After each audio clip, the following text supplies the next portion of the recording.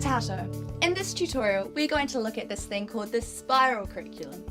The Great Commission of Matthew 28 finishes by instructing us to teach those who have responded to Christ to obey everything Jesus commanded. And one of the mistakes we can make in our churches is to think that teaching something once is enough for learning to take place.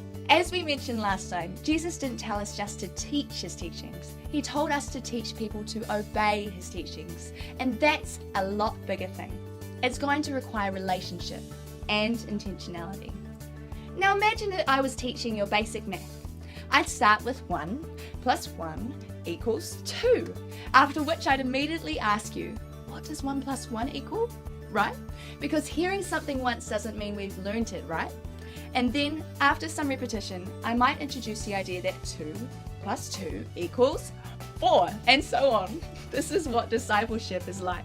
Without intentional repetition, it's very unlikely that things will be remembered and applied. While we all like to give fresh content, the point to learn here today is that repetition is important. Repetition is important. In education, they call this idea the spiral curriculum.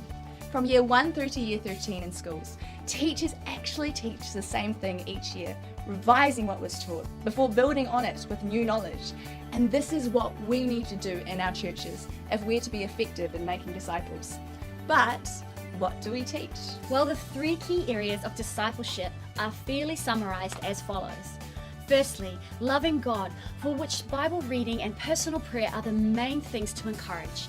And secondly, loving one another, for which our commitment to care for and grow each other within Christian communities is the main thing to encourage. These 2 summarize the Great Commandment of Matthew 22. And thirdly, making disciples, which is the Great Commission, with our efforts to share faith with others as our main goal. Now we can make a simple list of things to teach under each of these headings. If we consider the 3rd area for now, our basic equipping curriculum might look like this. First, the importance of prayer and the Holy Spirit leading. Second, conversational skills so we know how to start and turn conversations with questions. Third, the gospel in terms of what is it and how to communicate it simply. Fourth, how to share our testimony. Fifth, the importance of invitation. And then 6th, maybe how to lead a person in a response to the gospel. And finally, how to conversationally disciple those who respond. Now we have resources that can make all of this easy for you.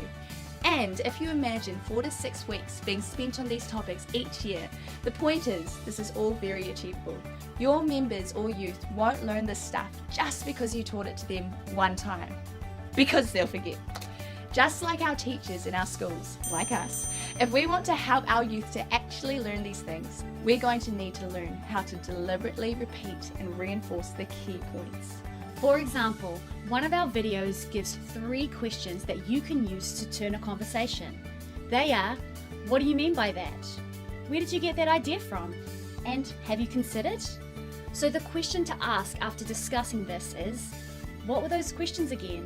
And before you send everyone home, you ask, by the way, what were those questions? Then, when you meet next week, you remember to ask, what were those 3 questions? Failure in this area of repetition is probably one of the key reasons why some youth leaders or pastors fail to achieve many measurable changes in their members' lives. Because even having revised those 3 questions a week later, the reality is that you'd also need to revise them another week later, a month later, and 3 months later, before they might actually be learnt. And then, probably every 6 months after that, for the rest of your time leading that group. Only then would these conversational skills become a part of who they are, and therefore become applied for the rest of their lives. This is how discipleship takes place, and it's not difficult. It's about a way of thinking and communicating.